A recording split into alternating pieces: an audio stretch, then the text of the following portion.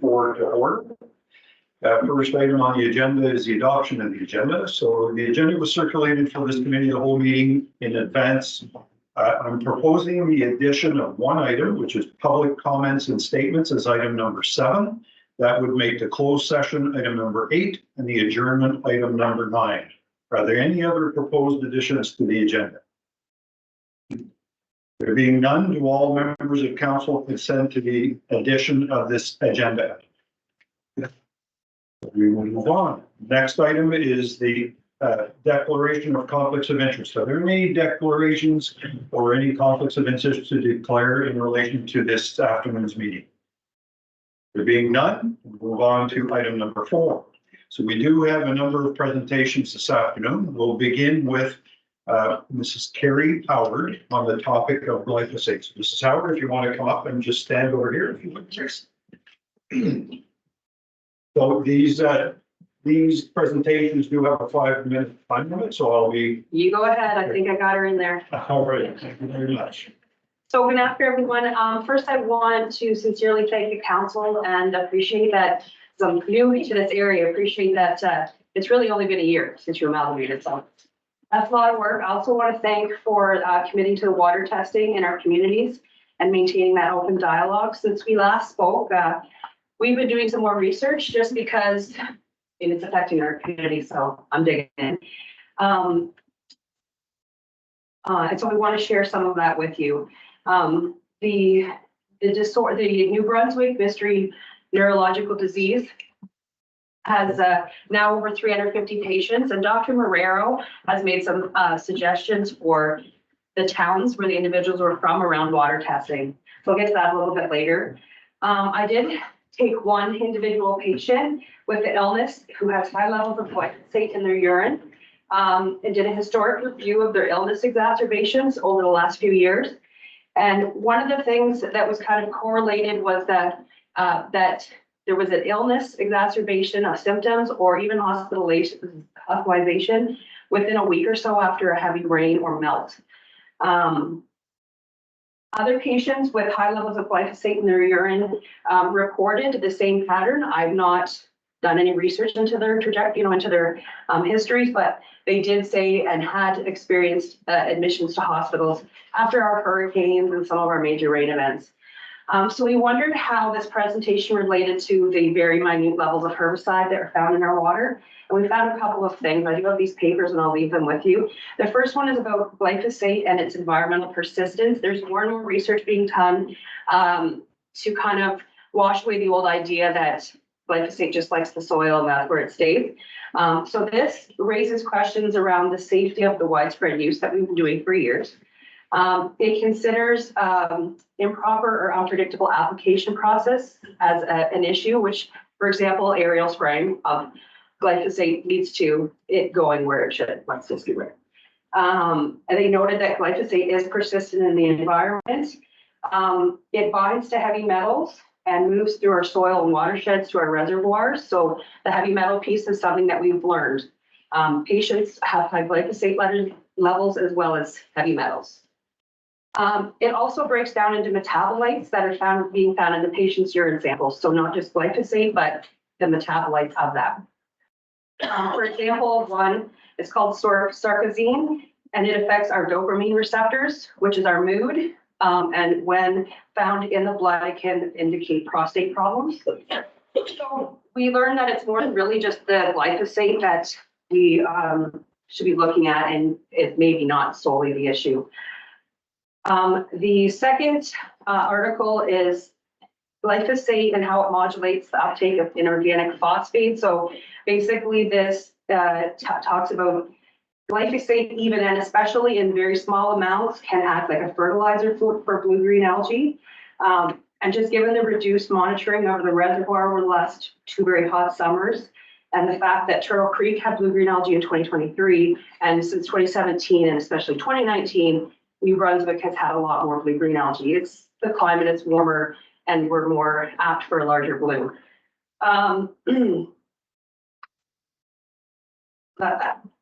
I do also have one article that goes over how the heavy metals and the glyphosate are related.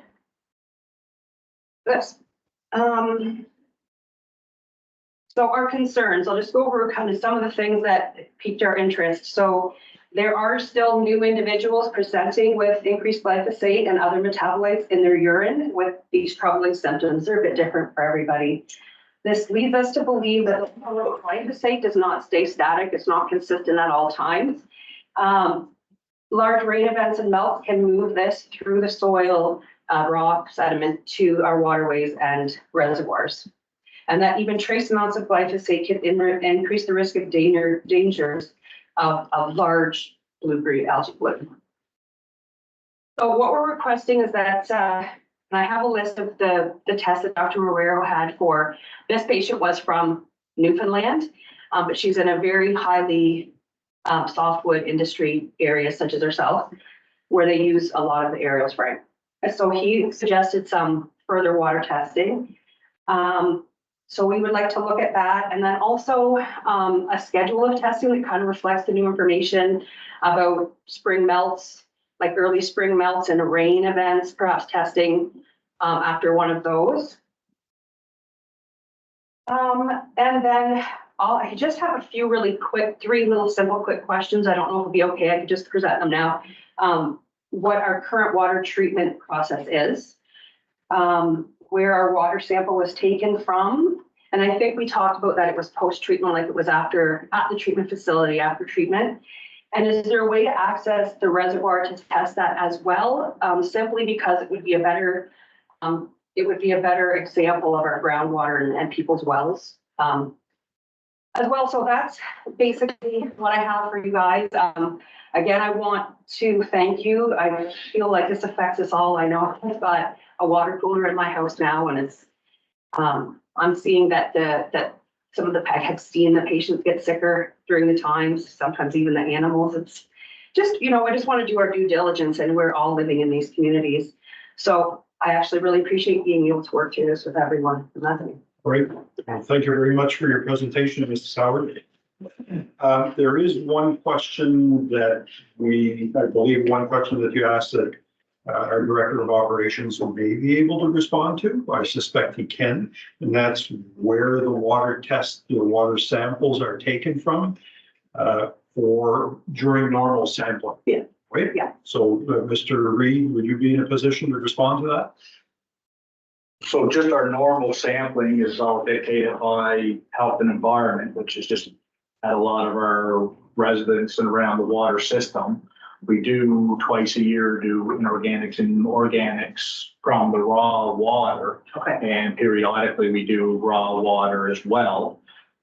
That'd be right from the reservoirs? Yeah, but most of the time they're only looking for like precursors. They don't break down all the heavy metals, what exactly is in the water. Yeah. It's mostly like just your E. coli, coliform, Yeah. and a few other things that may indicate something else is there. So. Yeah.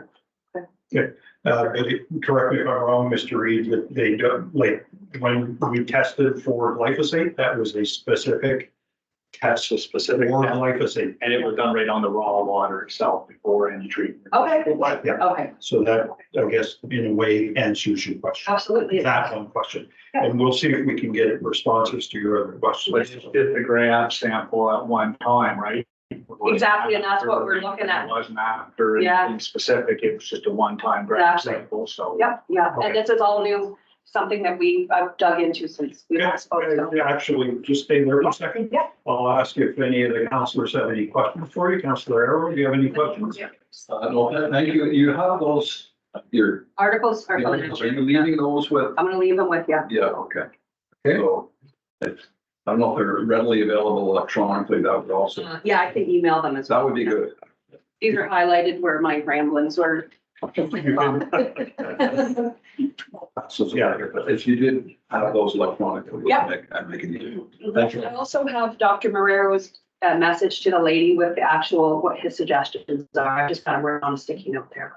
Sure. I'll send them on. All right. That's it, Councillor Arrow. Councillor Coates. Thank you, Gary, for your presentation, and I hope to be able to read it at leisure, and we see what we can come up with. Thank you. Great. Thank you, Councillor Land. Thank you for your presentation. I look forward to the report. I'll read it. Thank you. Great. Councillor Jonah? Echo everybody else. Thank you very much. I appreciate that. Sending to us electronically. That was my questions. Yeah. Great. Councillor Elder? Thank you very much. My apologies for being late. But thank you very much. I look forward to your articles and I agree it's all very near and dear to a lot of the residents. And Councillor Ward Ruffle? No, appreciate your time being here today. Great, thank you. And I don't have any questions other than we'll take a look at the material when You got it. it's made available. I'll get Thank the you. email tomorrow. Great. Thank you very much, Mrs. Howard. Our second presenter is here, and that's Mr. Rod Gallant. Mr. Gallant is here to speak to council about the White Rock recreational area on behalf of Kodiak Cycling Trails. Mr. Gallant, same thing. The idea is a 5-minute presentation followed by any questions. Okay. Good afternoon, everybody, and it's a pleasure to meet you. Thanks for having me out today. So as Mr. Hawkins had said, my name is Rod Gallant, and I'm a board member representing South Kodiak Cycling Trails, which is a not-for-profit organization that was founded in 2016 by like-minded outdoor enthusiasts. We've been managing White Rock recreational area for the past several years by maintaining the trails year-round, providing signage and promoting the area on our social media.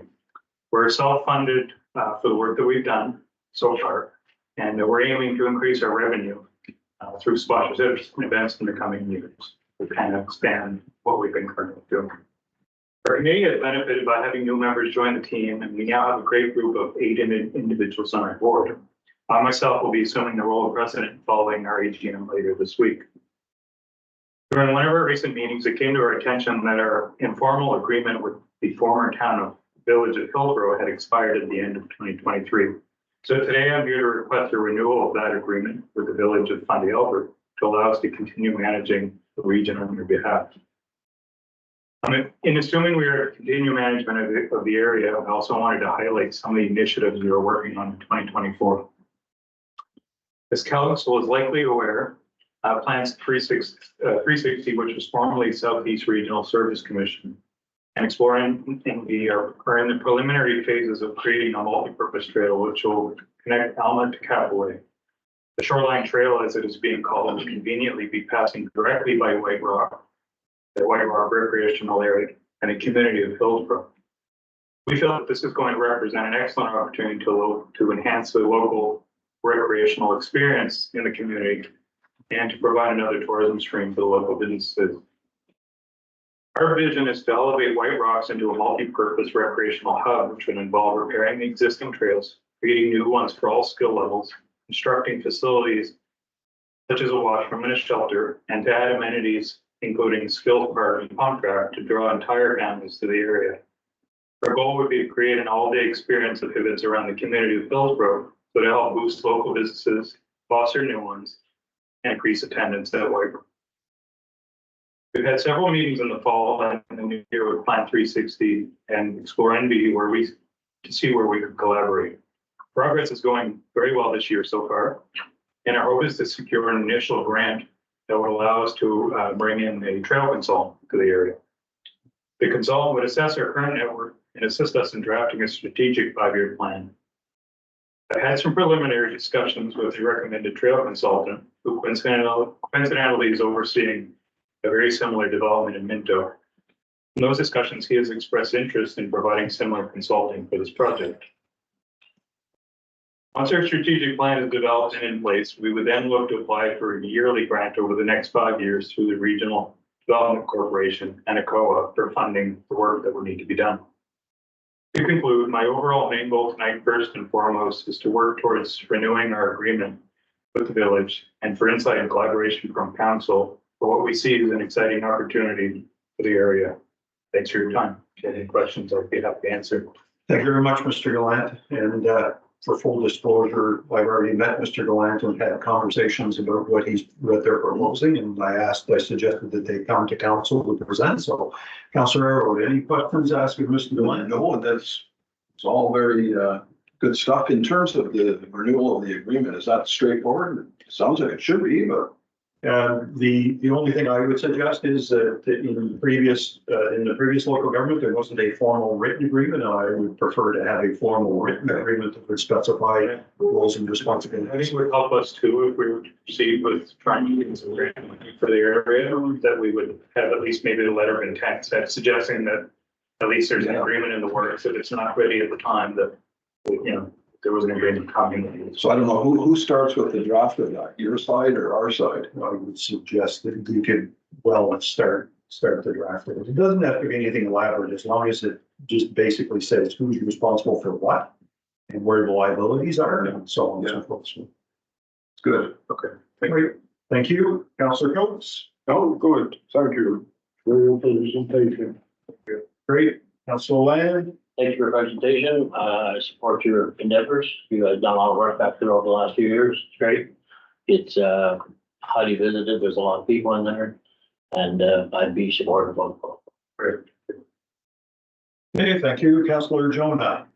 Same as his council land, you guys have done a fantastic job. I was here, like, when we originally made the agreement, and you guys did exactly what you said you were going to do. Got that to be supported. Great. Councillor Elderton. Thank you for your presentation. I only hear positive things coming from there, so that's wonderful. Good, thank you. And Councillor Wardrow. Thank you. Great. From my perspective, I just, and I've mentioned this to you, I think there needs to be a formal agreement in place where, because the former village of Hillsborough had an actual trail policy. And there is also a leased portion of the land where we have entered into a lease agreement with the province that specifies that certain things are required. As long as that agreement incorporates both of those requirements, then I think it would be a fair thing to do. And I personally would be supportive of further development. I did think of one other question. Sure. Because I know some members of the orienteering community in the province, I know that historically they've used some of that area. Are you have any linkage with orienteering and? Only extent, but I do it myself, and so I'm familiar with the group, and I know the individual who typically runs them out there, and so. Harold. Yes, that's right, Harold, great, yeah. When they do that, do they seek permission from your organization, or it's totally I'm going separate? to say that they do. I'm not aware of it. I've only been in the board for the last year myself, so I'm not sure if there's been a formal request until now or not. But I mean, certainly, I know Harold personally. So Okay, I think They submitted a formal request for them to spell. okay. Yeah. When they- yeah, For their orienteering weekend. Yeah, okay, very good. and obviously, we have no issues with that at all, so. Okay, thank you. And the last thing I would say is that part of the agreement, and I've gone back to the former resolution that was passed by the former local government, doesn't say anything about trail development. It says about management, use, and upkeep, but it doesn't talk about trail development. So I think if that's the intent, that should be So is the land owned by Fundy Albert? 250 acres approximately is owned by Fundy Albert, and then another 250 is leased by Fundy Albert through its Crown land. Right. Yeah, so in all, it's around 500 acres. Thank you very much, Mr. Glenn. Thank you, and we'll get back to you. Our last presentation is by Mrs. Micah Fardy with Friends of Fundy. Prior to that, because the presentation is quite elaborate, it will require a suspension of the rules. The rule being that it's limited to 5 minutes. So I would ask Councillor Land to present a motion, please. I move to suspend the rules to give the speaker a total of 20 minutes to speak. So that's moved by Councillor Land. Is there a seconder on that motion? Seconded by Councillor Elderkin. Any discussion on the motion? And this is a procedural motion. It's not a formal motion of council to adopt a particular decision. It's rather a procedural. So that's just wanted to clarify. All in favor of the motion signify by stating aye. Aye. Opposed, if any? Motion's carried, and that required a 2/3 vote. So, Mrs. Fardy, by all means, just come over here and you have 20 minutes. This is my spot. But thank you, Mayor Rashawn and council for making an exception to be able to come speak to everyone today, this afternoon. I'm here also with our board chair, Paul Burns, which is great. We know there's different folks who have heard different things at different times. So now we're making a conscious effort to kind of link the work of Friends of Fundy, what we do, with some regional effort and work that's been taking place over the past couple of years. And I have kind of pared it down a little bit. So it's only so much information. There was no money asked with this presentation. Always nice to begin. Really, it's presenting an opportunity and a request to work with the Village of Fundy Albert and the CAO. So about a year ago, I was in front of you all talking about the Friends of Fundy. And just as a refresher, we were incorporated as a nonprofit charitable organization in 1982. And at that point, we were identified as the Fundy Guild. We are still incorporated as the Fundy Guild. And the founders were recognized for their expertise around the environment, their passion for community leadership. They recognized the opportunity with Fundy National Park around education with nature and supporting the life and well-being of the surrounding communities, which certainly extends right up through our beautiful rural area, even past Hillsborough, and then all the way down to Alma. And in the letters patent, it focuses on Alberta County and also a natural and historic spaces throughout the province of New Brunswick. So they were really thinking big when they incorporated the organization. At that point, they had operated the gift shop in Fundy National Park. And they did a little bit of support work with the community and also in visitor experience with the park. So in 2014, 15, 16, the board were starting to recognize, thinking about how that organization, it could be a little bit more relevant in the environment, the rural environment that really was evolving that time. How to be connecting more with the communities, how to be rethinking the role that education can play with tourism and community members. And so in 2017, their existing executive director was retiring, and they were looking to really transition the organization to play a bigger role in rural regional development. I was hired at that time. I worked with Grossmore in Newfoundland, the cooperative, Grossmore Cooperative, and the Grossmore Institute for Sustainable Tourism. I had also done community economic development in the town of Riverview. I was really excited about that opportunity. So at that point, we opened up a second gift shop in Fundy National Park, which helped increase our revenue stream. So we operate like a social enterprise. We operate the gift shops in Fundy National Park. We lease the shops from the park. And whatever profit we're able to hold on to after the sale, that goes back into supporting the organization to do the projects throughout the region. And so then we take those dollars and we leverage them like nobody can believe. So that allows us to have full-time staff year round, which is incredibly important. And also to pay a living wage, which is really great, looking at bringing in expertise and be able to remain consistent and grow the organization. When COVID came, we were able to open a third gift shop in the community of Alma now. And because Fundy National Park wasn't as a federal entity, wasn't able to open any of its buildings for public health reasons until we came out of that phase. So now we manage a gift shop at Outpost East on the East Gate, one at Outpost West, which is on the west entry to the park, the Outpost Alma, which is in the community of Alma. And it has a very different offer, very much locally produced goods. We still have one of the province's largest offers for nature, focus on education, nature conservation, and Indigenous publications. And we're able to showcase a number of local artisans and their workshops and great stuff like that. We have been able to have some really great partnerships, even since local governance reform with the new village of Bundy Albert, with expanding on the gardens in front of the Main Street location at Alcoa Salma, and doing some community stuff and work with the gallery space in the back, which has been amazing.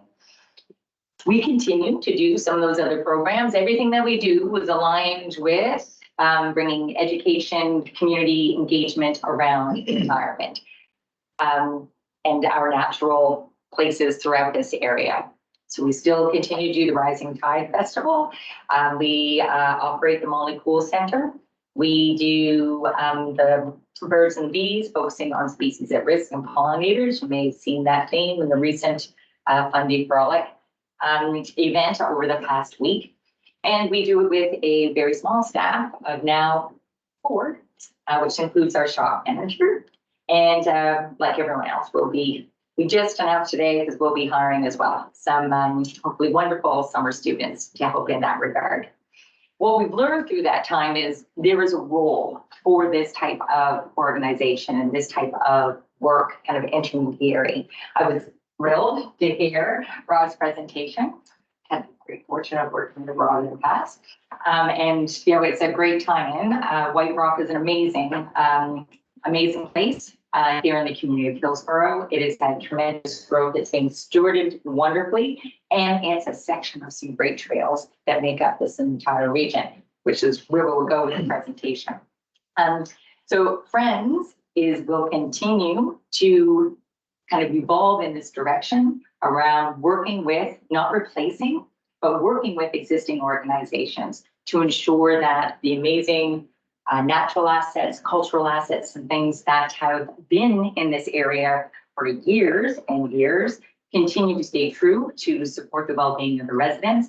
And also our key pieces, certainly in the visitor economy for tourism, and the way that they are developed is in the best interest of community, and we continue to be able to benefit from those same wonderful assets as well. So, because there's no break, I can keep going, right? Almost at the halfway point. So, want and now Councillor Russell and certainly Mayor Rashawn and Councillor Eru and actually Kim as well have been familiar with this regional work. We have been, since 2020, we've been working with the province of New Brunswick and COA to rethink the way investment and partnerships have taken in this region. And we focused on what we've been calling the rural Upper Fundy region. So that shape on the wall right there.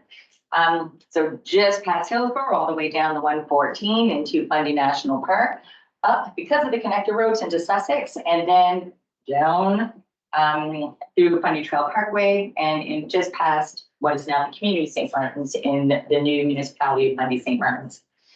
Probably one of the highest investments in tourism infrastructure in Atlantic Canada, and very key, and I'll probably say this a few times, to the wealth and the well-being of the communities and the residents that live within that area. And we know that there's huge movement back and forth coming to visit our 3 provincial parks, obviously Fundy National Park, and we have a top tier now year-round private entity with Holy Mountain Resort. Jazz hands. That's what the first slide is, what it looks like to visitors, and here's what it looks like to those of us who are fortunate enough to live here. We have 3 service commissions that intersect this beautiful place, 3 municipalities, Fundy Albert, Sussex, and Fundy St. Martin's, and there still exists 3 rural districts that are in that. So nobody's ever tripped over those boundaries, but they are all there with different policies, different capacities, different focuses and priorities. However, we also live in that area. We have priorities and want to be ensuring the beyond maintenance, but the health of that entire area. So we started in 2020. We received some funding in 2021. We've been working on that for the past couple of years. This slide, you may recognize some names on it, but this has been the volunteer working group that has been leading these efforts. We can switch to the next one. Recognize Mayor Rashawn on there. We did a lot of research for the first phase, and we had it has to be close to 100 different community conversations. They weren't input sessions, they weren't feedback. We did have the community survey, but we continued to convene community and ask them what they cared about. And we were basically determined that what the communities were sharing boiled down to 3 core values. Of importance is the local economy. Our local economies need to be thought about first when thinking about development and engagement and stewardship around how we want to see development take place in the area. Shared regional benefits, that map with all the boundaries on it. There are great resources and capacities in the 3 regional service commissions. We want to be looking at the synergies between rural and urban. There is not a rural-urban divide. Assets and capacities look different in rural communities and urban communities. So it's about really understanding to be able to work better together. And there was constant conversation around looking at year-round destination development, but that, again, kept the well-being of communities at its core. So regenerative. So we went a little bit more than sustainable. When we're looking at development, particularly in the case if it's for tourism, how do we make sure that certainly not making anything worse, but perhaps those investments and how the messaging that we're putting out to guests to our area is about making things even better. This work is anchored in the UN Sustainable Development Goals. The 5 that have been identified are healthy cities and communities, and I don't have my glasses on. Life on land, life on water, responsible consumption and production, thank you, and decent and economic growth. There are specific indicators that are relevant to the everyday, certainly, operations of municipalities, the regional service commissions, and just us as individuals and organizations. Go to the next slide. The work that we have been, so this is a Friends of Fundy administrated initiative. So we are coordinating and we are the proponents of the efforts to rethink how we're investing in development, particularly when it's connected with tourism. We do research and evaluation. We look at partnerships and learning events. Actually, Mayor Rajan and Kim had participated in one of our really early ones around housing and labor force, which we have a cool prototype being presented coming up the next year. We do prototype community solutions. So I have a couple of examples that we'd love to be working with the municipality with, and community building, facilitating, and engagement. These conversations are non-ending, right? Everything, we continue to meet and work together to come up with either solutions or ideas that are in the best interest of, in this case, very specifically, the outer. So we have digital maps of the tourism assets, which are being updated right now. And we're also doing that in partnership with the Regional Service Commission. Digital footprint assessment. So how are people finding this area in our businesses and the organizations that do great work? And how are we presenting it out? Really important in this day and age. Heritage and culture inventory. So we do have this little, I'm going to leave some here as one of the prototypes which will be coming up. We were totally prototyped it last year, and basically the Albert County Museum did a report and they mapped every historic and cultural asset throughout the region. Fundy Albert certainly is well represented. And so I'm going to leave some of those, you can check that out because we'll be piloting it this year.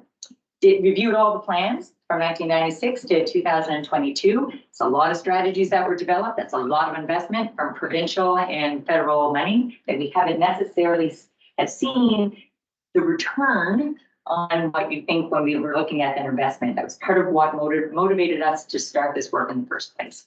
And we did community survey. We've also done some polls around our gatherings around attitudes towards tourism and how people feel about working collaboratively.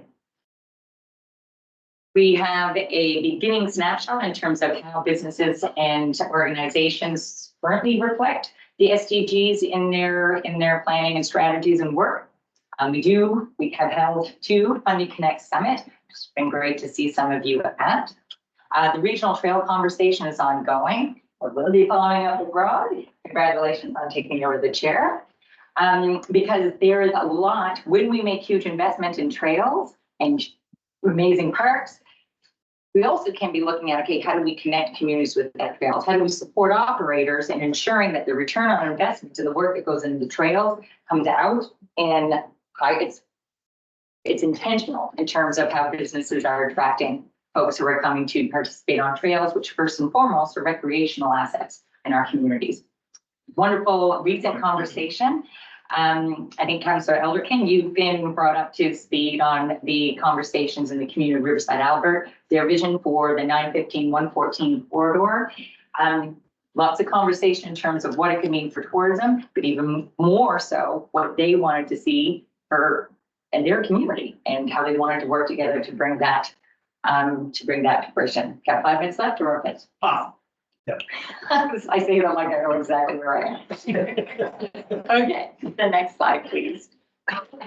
This is what we'd like to, so we will be, as I mentioned, we did some prototyping on some things. We have the JPrep online staff training. This came forward because in all those conversations in 2021 and 2022, we repeatedly heard, particularly with students, but certainly for new folks coming to work in the area, they don't have a really great sense of some of the amazing things that are around here and how to direct or guide or suggest where folks can go, experience some of our amazing natural assets and sometimes even our parks. And oftentimes people would say, oh, if I only knew, we would have stayed a day or two longer. Oh my gosh, I can't believe that we didn't even know about this. And those are things like the Mary's Point Wilderness Sanctuary, Cape and Rage often gets overlooked. But when we think of all these amazing trail systems, right, how do we build our own capacity to be able to share that in a way that's accurate? Another piece is the Driftscape, and that's that piece. So on outward facing, it is like self-guided tours. And all those natural and cultural assets that we chatted about, they are all mapped on that. We've divided it into 4 tours. So there's covered bridges, natural spaces, historic places, and arts and culture, really building off concept of the 5D Studio Tour. And I should say we've been working alongside Planning Tours. I look over at Phyllis, who's also seen this and been a part of this, seen a lot of presentations, as well as the Chamber of Commerce, and same in Sussex and in St. Martin's. But the reason we wanted to go with the Driftscape one was because it captures data. We know we're only at the tip of the iceberg in terms of people who will be coming either from St. John through or Moncton or through heading west into the west direction. There is data available, but it's not data that we as local communities, municipalities, we have access to it. But when we actually know what data we're looking for and why, it's more meaningful data and it can help guide decisions. We put it with provincial data and Destination Canada data, but it helps provide guidance on decisions that certainly municipalities, but also businesses might be making on account. The Green Step Sustainability Assessment, I do have a copy here and I can send it out. We'll be applying those prototypes, which we'll be piloting in terms of addressing the 22 recommended actions from the Green Step Sustainability Assessment.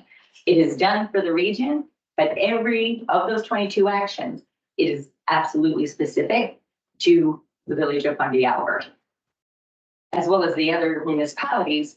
But every village is at its own place and its own policies in terms of what it's doing. So this is actually kind of our this is our guiding tool of how we integrate a lot of the work that was done over the past couple of years to how we move forward. This is where we would really want to be working with the CAO to find out what's relevant and useful to help the municipality in CISPAR and organizations and other groups that work within the municipality. Flourishing Business Canvas, that's super high level stuff that we don't need to go into now. But if everybody's hungry for crazy high level stuff, I'm happy to talk about it. And we continue to do community presentations. The last 2 slides is just an example in October 2022. That was a representation of the network. So organizations, governments, groups that we're connected with to help with the sharing of information, resources, knowledge, and ideas. And then if you go to the next slide, that was our snapshot that we presented right before the second summit. So just an easy demonstration of how this is growing because people are gravitating to work that's very much specific to what they value and how they want to see their communities grow. Wonderful. Is it right on time? 28 seconds left. Thank you very much, Micah. being involved on the working group, I know how hard everybody that's on the working group and the people that have been engaged in the community's work have been working on this project, and through Micah's leadership and with the others that are on the group, there's a lot of work that's been done and probably a lot more that's going to be done. So Councillor Arnold, do you have any questions? Yeah, just one comment really. If you just go back to one slide, because it's my comment is actually linked to this, is that we obviously can't do it today or right here now, but what I'm left wondering is the coordination between a bunch of groups that seem to be living in the same space. So, you know, I'm aware of some of our tourism organizations, Fundy Tourism, or formerly ACTA, I believe. There's our chambers of commerce that are active. There's the Southeast Regional Service Commission that's active in this area in the new mandates of tourism development. And we saw the other slide that there's actually more service commissions that also have the same mandate that must be active. And then we're about to create or start up or do something with a Fundy Albert Visitor Information Center. And how all these things are working together is not really clear to me, but we need to make sure that we're coordinated to maximize what we're doing. So at some point, we probably, as a group, and Linda as the CAO and with our partners, we should be getting a strategy, especially when we're putting in money, we as the municipality with, for instance, the Visitor Information Center, we need to make sure that wherever it is and whatever it's doing is well aligned with what the broader, this whole picture here is actually up to. So thank you. I know there's lots of stuff to address here. Okay, great. Thank you very much. Councillor Coates. Thank you, Micah. I followed you ever since you left Riverview, so that's a few years ago. Many times I've met you, so, and I appreciate what you're doing for Fundy Albert, and the southeastern coastline. Thank you. Great. Thank you. Councillor Land. Thank you for your presentation. There's a lot of information in there. Good work. Dealt with the numbers in the last year, obviously. Things are growing, which is good. Thank you for your support. Thank you. Councillor John. Okay, your level of expertise and enthusiasm, but you're on our team and you made it down to 114. I really appreciate that. Thank you very much. Great. Councillor Elderton. Thank you, Micah. As always, you do give a great presentation and you can say a lot in a short amount of time. Thank you. Councillor Russell. Yes, Yeah. that's a compliment. No, I appreciate, I was able to listen to you in Fredericton at the MDB meetings last fall, and I appreciate the presentation then, and I appreciate it even more today. So thank you to you and your team for what you do for us and Alberta as well as my Albert. Thank you. But from my perspective, just maybe to touch on one of your questions, Councillor Arrow, is that there are a number of various groups who have been involved in this all along, including the Southeast Regional Service Commission, including ACTA, who are the president of the ACTA board is, I believe, still the serving president of Fundy Tourism is sitting here. She has actually been part of the working group conversations. So there are a lot of groups that have been engaged and involved in a lot of the conversations. So thank you again, Micah. You always bring a new flavor to the presentation, and it was very much appreciated. I'll just leave these here. You just scan the QR code, but they're stuff, and that's I'll send Linda the sustainability thing. Great. Thank you very much. Thanks again. Didn't see if anybody requested a 2-minute opportunity for a presentation. I don't believe so. No. So we'll move on to the administration report. So we have our Chief Administrative Officer who will now present an administrative report on behalf of the departments. Team. The Yeah. team. Well, we'll see how this one goes. So in your bundle package, you did receive the administration report, and it highlights all of the activities that you feel are things that you would like to be hearing. However, we are opening that up for discussion on, especially on the financial side. So what is it that you would like to see from us that we should be including in this report that may not be here right now? So the goal of this would be that the report would be posted on the website with the agenda. So public would have access to it and could follow along at the meetings, and we can then have the conversation at the meetings. So just to kind of go over things briefly this time, that was just a quick update on what we've seen so far for the community grants program. It closes on March 7th, so we haven't seen a whole lot of activity just yet. I will send another reminder out to everybody as we get in the next week or so. But we did have a few in-kind ones that we had to approve because they were this week, like from the February Frolic and a few other ones that the deadline for that in-kind was before March 7th. So there was 3 of those that we've already approved, and that was for just services of the Public Works team or space within some of our activity centers. As far as the tenders and RFPs and quotes, we've had a few of those. The move to 61 Academy, our office move, we had requested quotes from 6 companies. 2 were not interested, 3 there was no response, and we did award the contract to Steve Ward, who actually started work today on our new space. So hopefully we can get in there sooner than later. The Shoreline Trail is a request for proposal, and it was posted on NBON. And there was a job showing that was held on February 12th. And as a result of that, there was an amendment to the scope of work kind of came up within that job showing. So it was the amendment was posted on February 15th, and the deadline was extended a little bit to give people a little bit more time. So the new closing date is March 28th. For the website and branding request for proposal, it was posted on the village website and on the Facebook page. We've received 5 proposals to date that closed on February 13th, and we are in the process of creating our table for review so that we can do a proper review of the proposals that were received and award a contract once we get a winning bid.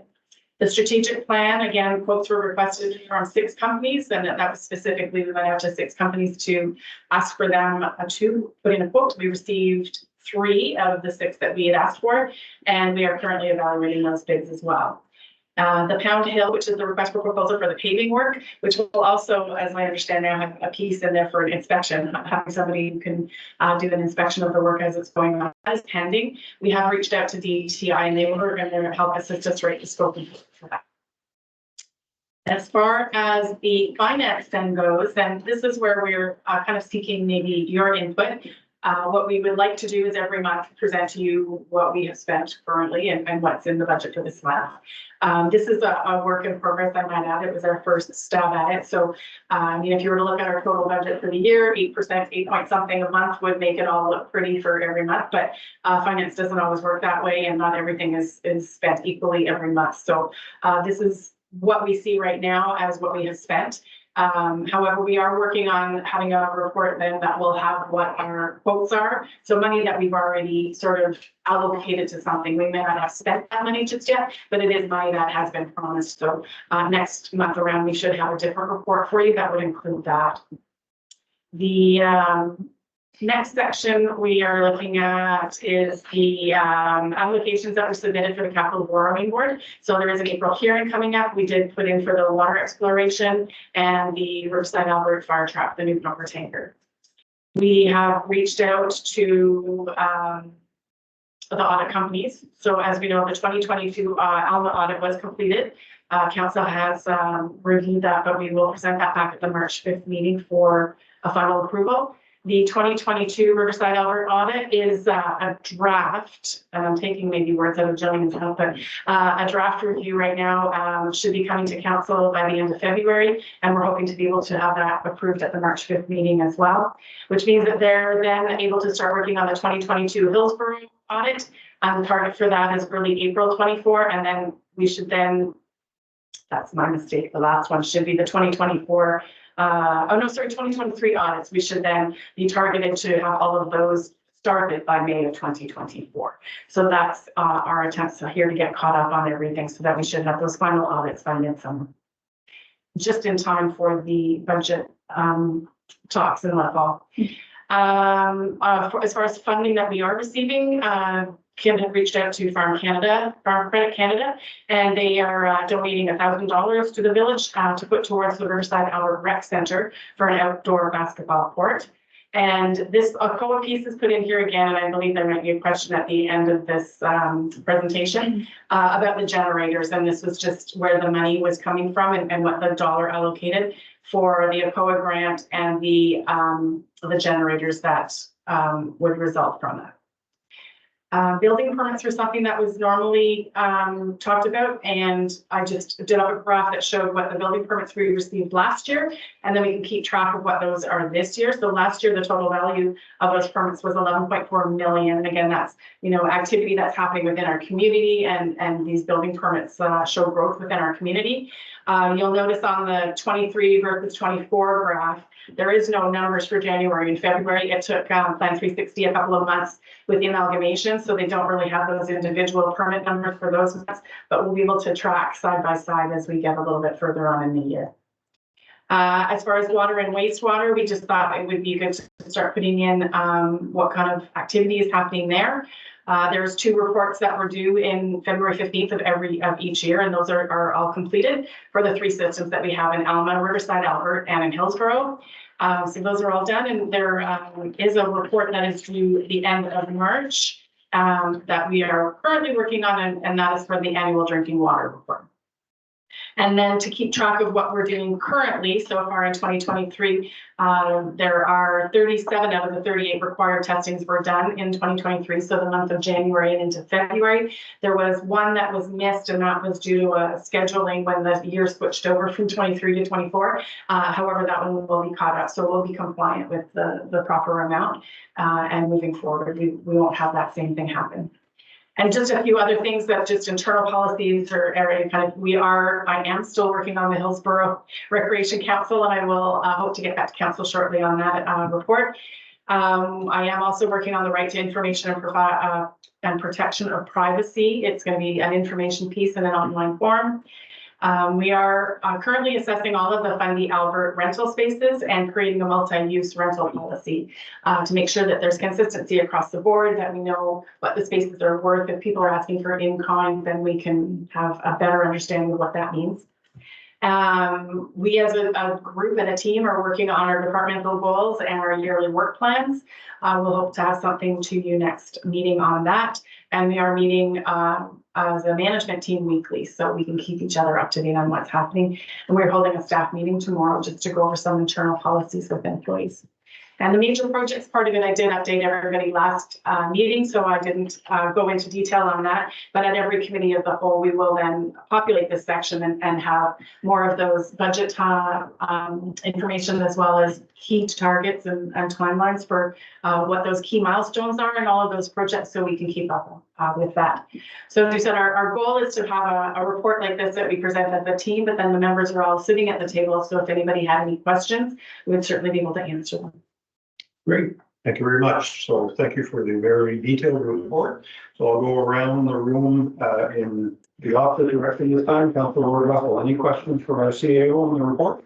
No, I think I was able to look at it over the weekend. There's a lot of information there. One question I have maybe with the building permits is maybe a breakdown of, is that 11.4 million? What is that number compared to other municipalities or other villages? I think there's 5 villages or 6 villages in New Brunswick. I'd be just curious of where we fit when it comes to the scale of all the villages, and maybe even compared to some of the other municipalities that are close by to us. I don't know if we want to dig down and to find out where those building permits are, but I was just curious, with that 11.4, what does that actually really mean? Where are we on the scale of want to know where we rate ourselves? Thank you very much. Councilor Ellerton. No questions at this time. Thank you very much. You and your team have been had a busy couple of months, it looks, so appreciate it. Also appreciate the fact that your actual budget versus actual is that you have a description of what's included in those line items. That's key. That saves a lot of questions. So no, I appreciate it, and thank you. Good, thank you. Councilor Jonah. Hey, again, honor reporting from the CAO, and thank you for you can tell you're really getting in there. And, Brad, I really appreciate your efforts and, I can't wait, you know, as we move forward. Thank you That's so the much. effort for sure. Thank you. Good, thank you. Councillor Land. Thank you for the report. It's very detailed. I have one question on the generators. Any timeline set with that?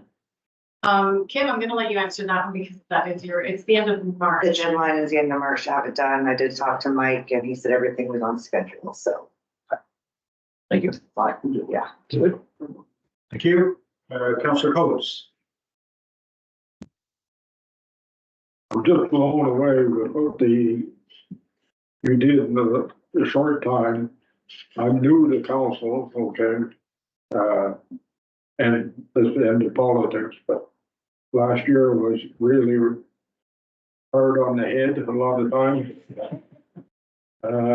It's, like, when I get this right in front of me, I can understand it. I thank you very much, Linda, for what you're doing.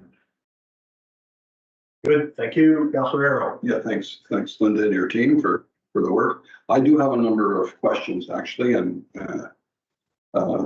comments to your questions to us.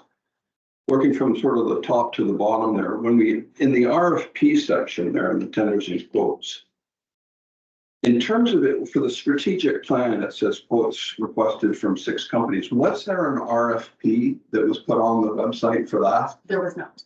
Is it available to view as a council member? The quote of the. what- No, the RFP, yeah. What was being asked for? I'm curious to know what we're actually seeking. It's a statement of work, so we. Yeah, can send you the statement of yeah, work. That would be good, yeah. And then on that, staying on that subject, just because I think I've maybe lost track myself, the contract award for things like website branding and the strategic plan as examples, how are those awarded? Are they awarded at your level? Or are those council decisions that That'd be based on the financial restrictions in the policy, which would be 30,000. 30,000 and above would be through us. So let's not forget that in a lot of cases, it's money in, money out, because it's not actually, it's money that we've received grant funding for. But the financial restrictions in the policy, in our financial management policy of 30,000 for the CAO would still apply. Yeah, I guess I meant it not from necessarily the authority to spend money, but there's obviously a selection made, right? Based on, we receive 3 proposals received, and you're assessing those with your team. Is the decision end up being in your group as well or not? I believe that it was. But if you're asking for another, like, we could have another seat at the table, if like a selection board could be 3 people or 5 people. Well, I started with, it's just a question actually, is. Understood it was, because it's already been approved in the budget. And then we went out to get the quotes and it's under the 30,000, that it would then fall under the CAO to approve. That's the way it should. Okay. Yep. Okay. On the next one, which is the finance, I think you were asking for comments about what we're looking for. The 2 things that I would be looking for, then they're not so important, say in January or February, but as we start to march through, one would be forecast year end. In other words, often we know what's coming, right? And if we've already incurred some significantly higher amount, or we're expecting to incur a significantly higher amount, we can predict early in the year that in fact we're going to blow the budget in some particular line item. That's forecast year end. I think this would be, we need to have that for, I believe, all of these areas. Then we can really start to see early in the year where already the finance people are saying, we got pinch points. We can see them coming. So then we need to start making decisions about how to manage that. So that's one. The next one that I'm still looking for, but I don't know if we're ever going to see, is a breakdown of this into subunits. because each subunit has its own tax rate, and each subunit can generate a deficit or a surplus that gets carried over, at least up until now, what was being carried over. In my view, we needed to know that. We never had that last year. We never did actually have a breakdown per subunit on how the subunits fared. And in fact, it's going to take until we see these audits that are coming in a year late to know how we did. To me, that's not effective financial management. So We'll go back to the table and have a discussion and see what we can come up with. My fear would be to do that every month, and it makes for a very long report, but we'll try to figure out a way that we can. it's possible the answer is it's moving in the direction of being moot. The more that we have consistent tax rates throughout the entity, the less this becomes a concern, right? But we're not there yet. Close. We're getting closer. So I do agree that's been a good thing actually for us. The next one is I don't have too many. In terms of the generator, what I would like to see in terms of, under the banner of councillors have a role to be noses in, fingers up. But in terms of noses in, meaning what actually is really going on, I would like to see the needs assessment that was done that led to whatever it is that we're about to do. So I would like to see the needs assessment, and I would like to see the statement of work that's linked to the needs assessment. So presumably what we've bought is linked up to a statement of work, which is linked up to the needs assessment, just so I, as a counselor, can be satisfied that where we're aiming for is actually what we need. Okay, so that's what I would like to see for that. That's it. Thank you. Great, thank you. Just to echo one of the points that you made, Councillor Earl, this whole idea of the budgeting with, requesting a forecast to year end, that is pretty standard in financial reporting. You read the budget expenditures year to date, percentage of the budget spent, and forecast to year end. It will be based on what you know is coming, and you may have financial commitments that will essentially put you in the red. So you have to account for that as soon as you possibly can. The only question that I have is in relation to, you mentioned that there weren't very many submissions, I guess, for the community grants program. So I'm wondering, how were we communicating that out to get people to understand that they have until a certain date to apply? Is it being done just on social media or social media on the website? Are there other means of communication that are being used to make sure that folks are out there? All three. So it was posted on Facebook, it was put on the website, and then an email was sent out to all of those from 2023 who had received any kind of grants or contributions from us. And again, I will send another email out to those just to remind them, and we'll probably post something else on Facebook again. No, that's great. And it's just so that people understand that if they don't provide the information we're looking for, they may not get favorable consideration. Yeah, no, that's fair.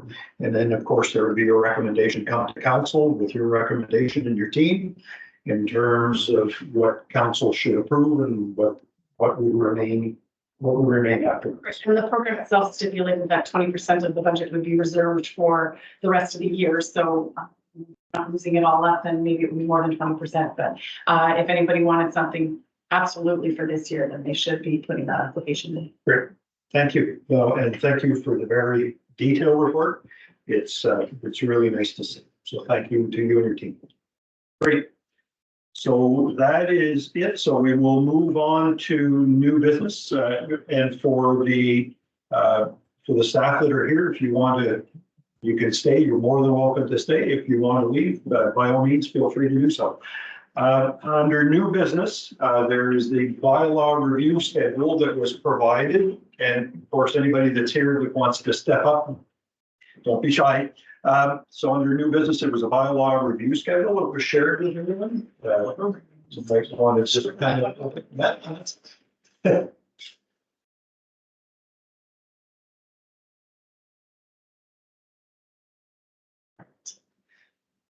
So again, that was very detailed, it's easy to follow, and so if you maybe just want to touch on that a little bit. Yes. See if anybody has any comments. This was just, again, there's a definite need to amalgamate our bylaws as we did our communities. And I was just kind of putting on paper. So the first one that I showed was these are all the bylaws that exist in all of the 3 different entities, villages. And the ones that I thought were common, we kind of grouped together as in common. So everybody had a water and sewage one, and everybody had a dog or animal control one. So my recommendation obviously is that we need to figure out how to get all these done. There's an awful lot of bylaws. We also need to make sure that whatever we do is going to be ensure concordance with what's going on in the LSDs, with whatever their plans and policies and bylaws that they have. A lot of that, I think, is the plans that they have, but we would need to make sure that all work together. So currently there are 5 bylaws that this council has already done. And that left that long list of other ones that haven't. So my first recommendation would be that the EMO committee could look at the bylaw respecting community and emergency planning. That was something that was consistent to all 3 former entities. And that the public works committee could then look at ones that had to do with public works. And there was ones that were streets and sidewalks. There was one for culverts. There was one for ditches. That's kind of all over a big group in that. And I don't know if these can be all merged together into one, if they have to stay separate. I don't know. And that for my part, I can look at doing these other ones. So I thought garbage and animal control could kind of be worked out together, thinking that they were maybe smaller ones, and I may be wrong. Water and sewer, I thought was the bigger one, and that might require some outside assistance. We may have to go to Enlow as an example to maybe get some help with that one. So this was just sort of how I laid out what I thought we could look at for bylaws and a schedule that would then have at least a bunch of these done by the end of 2024. Keeping in mind that it requires 3 readings, so you can have a motion and a first reading at one meeting. I think you can actually do the second and third reading at the second meeting, but I didn't really want to, I thought we could allow people some time to read them too. So this was my recommendation of how we could get through some of these. Now, we're also looking at seeing if there's any more grant money available for the local governance to see if we might need some legal advice on some of these. So we're going to see what we can come up with for that and come back to council if there's any funding available. But if not, we may have to look at some legal fees for some of these. Thank you. Any comments or from any of the councillors? Councillor Erwin, any comments? I do have a few comments. Thank you, Linda. A couple of things. The municipal plan bylaws that existed in some of the former municipalities and that you're proposing in our work plan that we revisit that, I actually believe that that's it's a non-starter there. I think that these bylaws have no relevance anymore for us. I believe they still do. Now, I am aware that Kurt Brewer from the Southeast Regional Service Commission for Plan 360, they are planning to come to council in March at the Committee of the Whole to provide a presentation to adopt the new municipal plan for Fundy Albert, which would incorporate all the former plans from the former communities and be consistent with the Westmoreland Albert rural plan. Right, but what I think where we have a disconnect here is currently what the initiative from Plan 360. If you recall from the rest of the council, we did have the briefing from Kirk that one time, and he did say that they're going to lead the amalgamation of the 4 plans. And those are all rural plans. They're not municipal plans, they're rural plans. The municipal plan existed before the rural plans. When we had the Municipal Planning Act, which is gone. So you can check on that, but I think that the references to the municipal plans are, it's like it's a dinosaur. It should have been removed. But the rural plan the mayor is right that we believe that that's going to be, that amalgamation of the 4 plans will be led by, the initiative will be led by Plan 360, but in the end, we approve it. The Public Works Committee currently is not functional. We don't have a chair of that. So at some point, we're going to need to kickstart that if we're going to do what you're proposing, which I think is a good idea.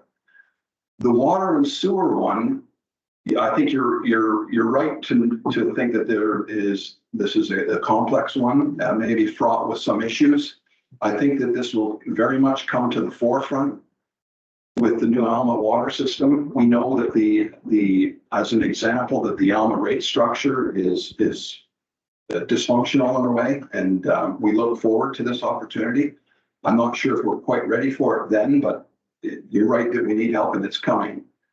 I would propose that one of the ones that we move further up, that is in all 3 former municipalities, but it's not on your work plan here, is something to do with the fire departments. I don't know if you purposely didn't put it into your recommended work plan, but I'm thinking that there are a number of things in there that probably are very much out of date. And it might be more worthwhile pushing up ahead of some things.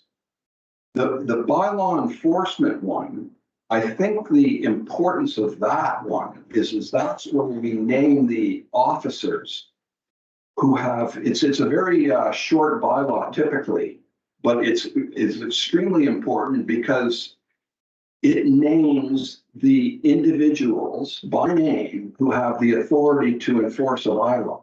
And it's possible, I think the only ones that currently have listed were the ones that Clerk raised for the building. If you recall, the building bylaw also included us naming the building inspectors. I think it was perhaps an amendment to the bylaw enforcement. You can check on that, but so other than that, I think it's good. Clearly, we have lots to do there. Thank you, Councillor Arrow. Councillor Coates. EMO. I'm gonna put it to you. I read this communication you had with Melissa, is it? No. The meeting last week.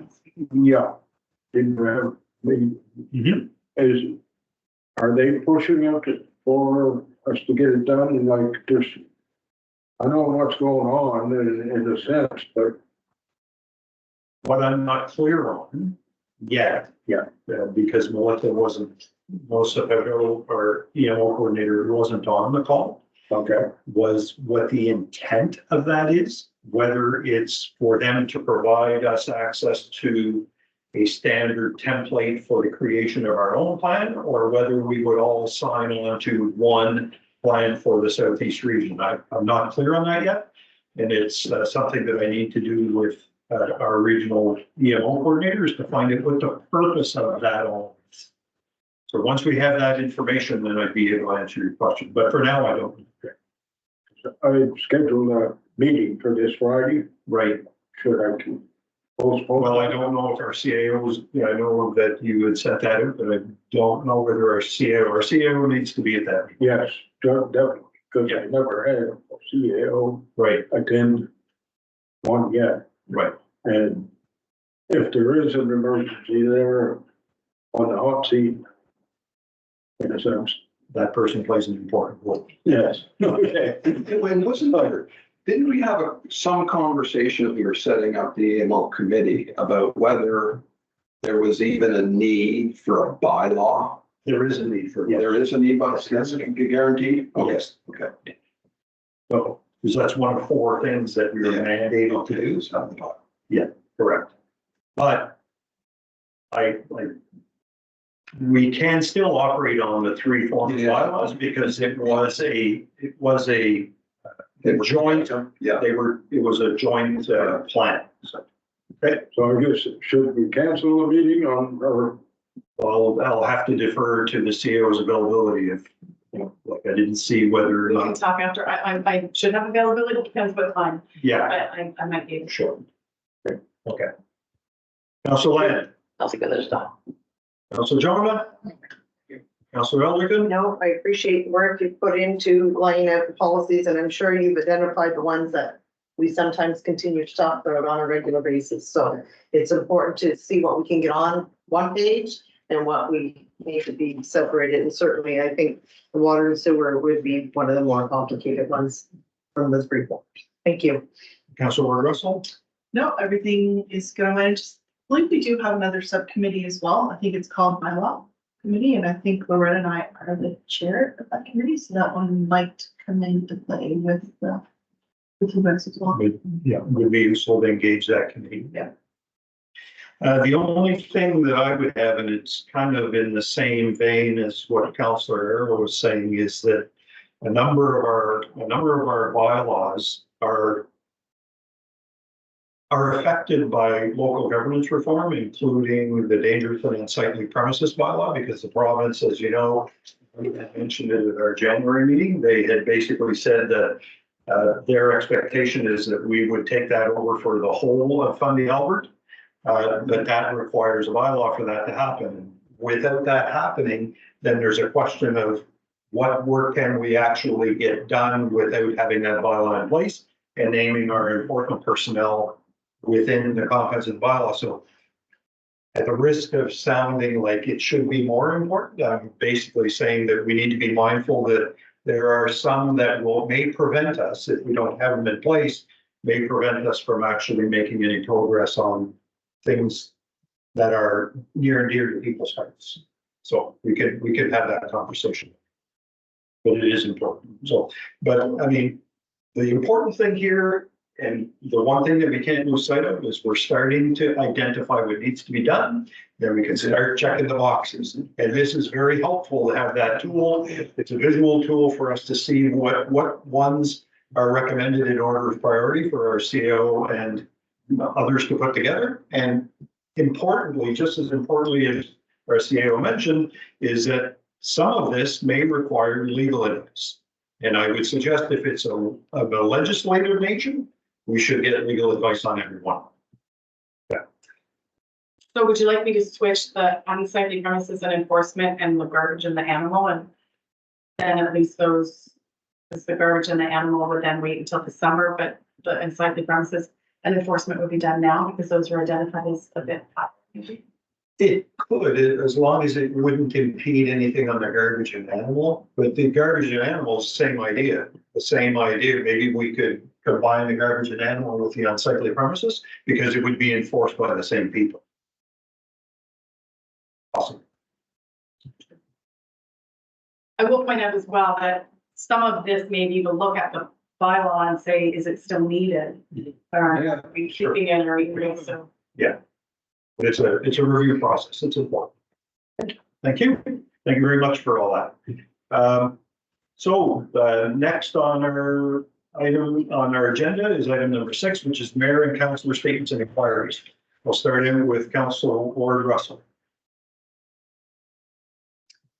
Just a couple quick things today, I guess. I guess just first of all, I want to thank him. The streetlights, huge hit for the residents of Lower Coverdale, so appreciate that. Your work getting those up. I've received a number of emails and messages thanking us for those. As of right now, I believe all locations have, I believe there is no need for any more like this time, but if something is brought to my attention, I'll follow up with you. This morning, the CEO and I met with Environment Local Government with regards to the lagoon process, or the new lagoon process being built in Bruce Road subdivision. So we're going to follow up with an additional meeting, I believe, in late March for an update. With that, though, they're asking for a public meeting, this planning or the meeting process of planning a public consultation meeting. Something came to my mind is that, we've recently talked about moving some of the council meetings around to other wards. First question is, I'm not sure if this public meeting is part of a council meeting, or not part of it, but could be before a council meeting, or it's actually the committee, or like tonight's meeting, the committee of whole meeting. I would suggest having it separate, entirely separate. Because it could draw quite a group of people and a lot of questions resulting from it. So we wouldn't want that to hijack a committee meeting. Okay, no, I'm just trying to get some more, people interested in the, funding algorithm council, and Sure. by putting them together, you might get some more people out. So that would be 2 meetings. There you go. Yeah. So they're looking at holding this meeting in mid-April, I guess is the goal. So if we can put a date that'll work for us, I think, and then the CEO can correspond with the LG with that date. So maybe I'll just let Linda move that on forward with the proposed date. The other thing that was brought to my attention, I'm not sure whose responsibility this is, but cell phone towers to increase and ask, I'm not sure, I know nothing about them, but I'm just curious to know that there's a lot of blank areas in Lower Carter, a lot of poor coverage.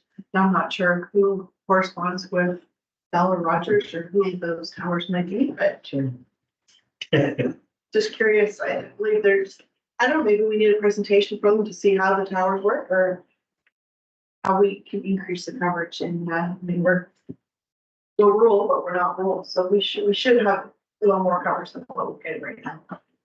Maybe we can recommend that our CAO makes some inquiries to see who we should have do that. We need to be mindful that there are a number of carriers that provide that service. So to involve a number of carriers at a similar meeting. No, I think they rent, or they, if it's a bell tower, then maybe somebody else comes in and rents something from it. I mean, Kim might know a little more than I do, but there's been, definitely a few emails with concerns with regards to the coverage that is in the Hillsborough, in the Coverdale LLC. That it? Thank you. Councillor Elder. I think just to add to yours, I think the coverage is an issue all the way down Route 114. It's not just in the Lower Coverdale area. There's drop zones. So maybe we need to know Along the where journey. those towers are, and if there's any way that we can recommend increased towers, or I'm not sure how that works, but more information on that would be appreciated. I attended the Crooked Creek Bridge opening on Saturday. It was a great turnout. And thank you to all the organizations and the individuals that made this happen. It's a wonderful connector for the area. Just want to say thank you to the fellow councillors and the staff in my absence last weekend. I know the housing project was moving forward, and the tender is out for the fire truck. So that's very exciting. Thank you. Great, thank you. Councillor Jonah. Just one thing, as we probably all remember, last winter, we had a linesman that was killed on duty. NB Power would like to put up a monument, small monument or plaque for this in the Hillsborough area. And it has been suggested that it goes to up at the fire hall. I just wonder if anybody has any thoughts on that, any problem with that? No. That I know what his contact and move forward with them. Yeah, by all means. That's it. That it? Right, Councillor Land. I also attended the Longstreet Bridge announcement. I was a big crowd. It was a good day for it. It's nice to have that back up. It looks like an awesome bridge. It's all galvanized, so it should last for a long time. I also attended the Minor Hockey Association, the tournament this weekend. Big thank you to the president, all our staff, all the volunteers, everybody put that together. The rink was full anytime I was there. Our lot was full, of course. There was teams from all over the Maritimes, well represented, and there was a very good tournament. So thank you to those people. Very much appreciate it. That puts a lot of money into our area. Hotels, restaurants, the whole thing. It's a huge spin-off, so it's really well received in the area for sure. So other than that, that's great. Thank you. Great, thank you. Councillor Coates. Again, I attended the opening of the bridge in Lumsden. Has been a pet peeve of mine since 2009. And I personally thank Mike Holland because I was quite involved. I was from uh, the liberals, the conservatives, and the conservatives and the liberals. Working that way, they to get a bridge in there, and if you had 6 on board with you, the 7th was against. So it went over, I think they said 16 years, 16, 17 years. And it was all over. And you could throw it in there, went in by Skidoo or ATVs. The holdup of that was DTI, which wasn't DTI then, which is the government transport. That they're stickling, they wanted that road made to rural road and brought up to standard all the way through. Well, anybody who's ever in there before the bridge, that good 4-wheel drive could get stuck. So they did a wonderful job. The only complaint that I've got, and I'll bring it up and maybe somebody will answer. Great hockey teams playing in the arena this weekend. I've got a call saying, how come Pembroke Cook, all the other areas around us, how come they gotta put money in the heaters to get it to work? That was a decision of a previous council. Okay. Based on a recommendation from the organizers who put it in. I said, I didn't know that you had to put money in it, so I played stupid, which taught her to do it. Okay, Councilor Lane Can I add? answer that. Okay, I just, A lot of the other arenas have the same system. It's a user pay system of propane. So when you go to the other rinks, you put in a loan, you turn it on for 20 minutes, I guess. So it's kind of a cost share rather than the municipality paying for it. But it's very popular in all the other regions. That's why. Was this in the dressing room or? No, It makes sense. There is a warming room upstairs you can go in, that is quiet and heated at no cost. But in the bleachers and upstairs, there's tubes there you put money in and it keeps them warm. I know in some of the larger rinks in, Moncton, Dieppe, Riverview, they don't charge for those, but this, these are small revenues. yeah, It's the different, the cost. Okay, thank you. Councilor Arnold.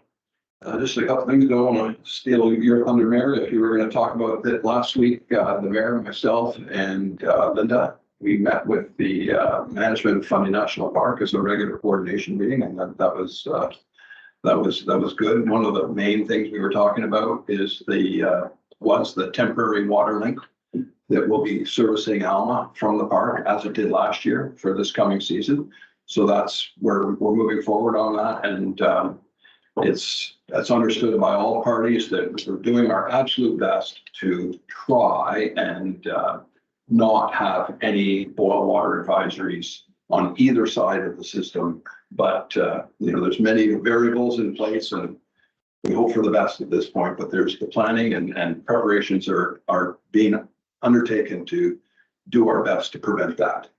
And just in terms of inquiries, I've continued to get many inquiries from ratepayers in Alma concerning the substantial water and sewer bill increase this year. As the council members know, it was more than 50%.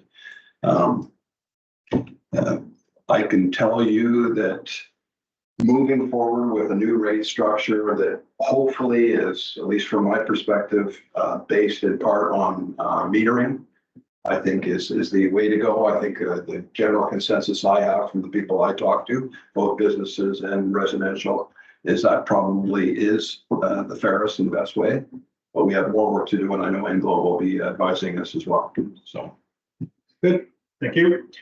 So I'd like to begin by congratulating the Chippewa Communities Revitalization Committee for their efforts to realize a new bridge construction in Lumsden. in the Crooked Creek area, and there are others involved in that as well. Because of their hard work and collaboration with the Southeast New Brunswick Snowmobile Association, the provincial government, snowmobilers and ATVs and others can now travel safely through the Crooked Creek area through to Riverside, Albert. And I would agree with Councillor Coates, it's great to have it to a standard of a road, but at some point you get to the end of that road and it's basically a cart path. But nonetheless, they did yeoman's work on that project, and there were a lot of people that were involved, and there were some specific individuals who were involved with trying to get the ACOA grants for that, and congratulations to all concerned. I'd also like to congratulate and thank the Friends of Fundy and many organizations who put events on in Fundy, Albert during the February Frolic. The many posts complimenting the organizers and organizations that were involved is evidence of the popularity of that festival each and every year, and I thank you for that. I did put a draft budget presentation because there's been some talk about the need for a budget presentation.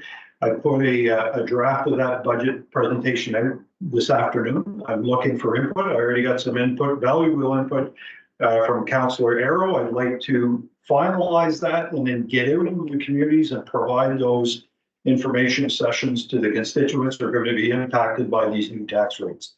A lot of folks, some folks are already aware that it's coming, but I don't believe that we have an appreciation for the full magnitude of the impact that these rate increases are going to have on our population.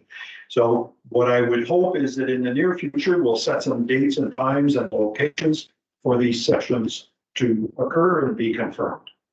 And on February 14th, myself, our CAO, and Mr. Lindsay, our volunteer EMO coordinator, participated on a video conference with communities in Region 6 and 7 to explore the possibilities of collaborating on emergency measures planning and response.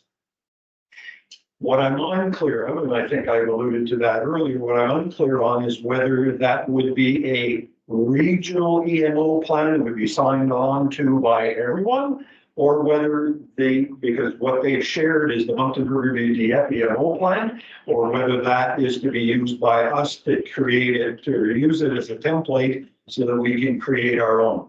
There is a parallel initiative happening with the Southeast Regional Service Commission, where they are looking to collaborate and work with smaller communities such as ours to increase our ability as it relates to emergency measures planning and service delivery. One of the documents that was shared is a mutual aid agreement that was shared by the city of Moncton. It's one that is in place with Moncton Riverview DF, but they're hoping to create a mutual aid agreement where we, as one of the participants and signatories on that, if we opt to sign, that we would then be able to borrow certain equipment from these folks when we have a need for it. With the responsibility if something breaks, we'd have to fix it, of course, but that mutual aid agreement would be there in place. So I received that by email today, the mutual aid agreement, and they're suggesting that we get our legal departments, individual communities get their legal departments to look at that to see what any implications are. So again, it's a legal cost for our community, but I don't know that if we should sign on to something like that without actually having a legal opinion as to what that means for us liability wise. And that may be a role that the Southeast Regional Service Commission can play with us, is get a legal opinion for all of the smaller municipalities as opposed to each one of us going out and getting them individually. So that is pretty much it. Any questions? When would you like the comments back? I just noticed you sent it today, so I haven't had an opportunity to look at it, but Preferably within a week, because I'd like to start scheduling these meetings because folks are going to be getting their assessments in the mail fairly soon. And we want to get ahead of it and start these presentations. Yeah, the assessments are out and everybody's seen an increase, but the actual tax bills based on the rates that we approved in January are going to be fairly short. They're March 1st. Yeah, right. So a couple of weeks. Yeah. So we're going to start to get phone calls soon. We want to get in there as soon as we possibly can. So if you have any comments, please try to get them back to me as soon as you possibly can. I know Councillor Arrow shared his comments today. That is it for me. So right now we're at the point on item number 7, which is the amendment to the agenda, which is public comments and statements. There's now the opportunity for members of the public in attendance to make public comments and statements. There is a time limit of 15 minutes for this. So if anyone has any public comments or statements to make, Mr. Kelly, please. Can't help myself. By all means. Your cell phone coverage, just as an FYI, you're gonna have to join forces with your MLA and your MP to put some pressure on Bell. They were successful last year in expanding service in Elgin. By public safety is the only way they got that to happen. Public safety concerns.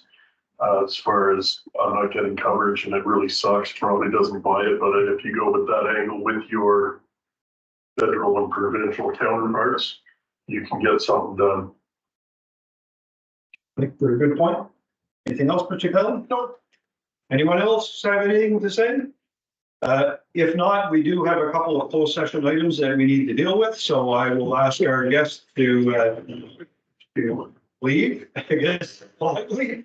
And so I would need a motion by council, from somebody from council to go into closed session. So moved by Councillor Elderkin, seconded by Councillor Coates. Any discussion on the motion? If not, all in favor, signify by stating aye. So opposed, if any? Motion's carried.